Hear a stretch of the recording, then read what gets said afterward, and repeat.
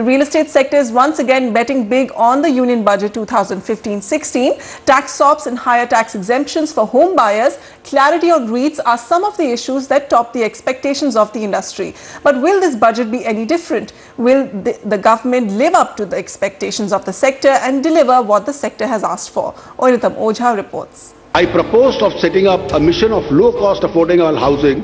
It is delivery time yet again for Finance Minister Arun Jaitley. The beleaguered real estate sector is now hoping for concrete solutions to revive the sector that has been battling subdued sales and damp consumer sentiments. The first thing would be to empower the buyer and actually allow the exemption under Section 24 of the Income Tax Act from 2 lakhs currently to 5 lakhs.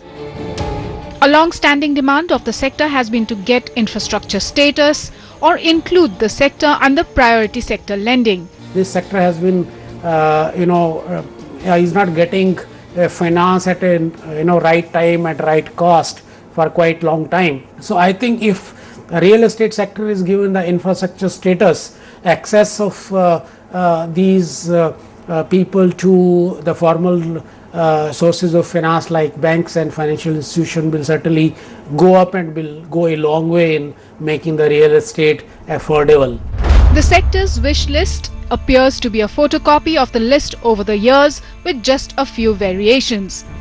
Rationalizing provisions under Section 54 of the IT Act, which says you can invest proceeds from sale of property into housing within 3 years, else it will be added to the income. Industry wants centre to issue directive to state governments to align circle rates with market rates, developers be exempt from taxes on unsold inventory, reintroduce tax SOPs on SEZs and investments in SEZs be exempt from minimum alternate tax and dividend distribution tax for 5 years as was proposed earlier. Don't tax it more than the other sectors.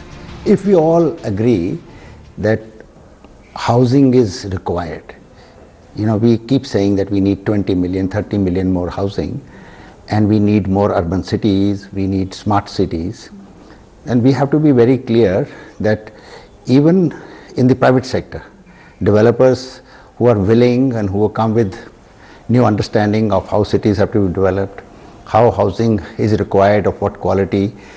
If all that is, there is clarity, then create a conducive environment. 6 months into the announcement of REITs and the sector is still awaiting clarity on taxation issues. The Finance Minister in his budget speech had announced that he would allow pass-through taxation.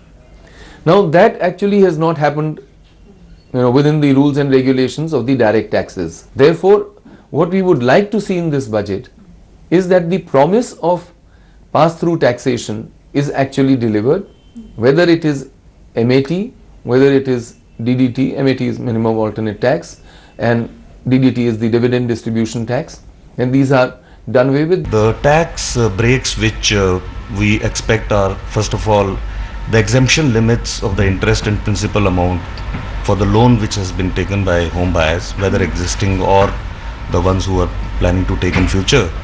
Those exemption limits should be enhanced. Currently, the principal component of the interest, it is clubbed with Section 80C of Income Tax Act. I think it should be a standalone component. This sector contributes a little over 6% to the country's GDP and is the second largest employer after the agriculture sector.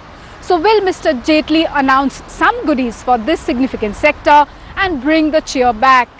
All answers on February 28th. In New Delhi, Oinitam Ojha, NDTV.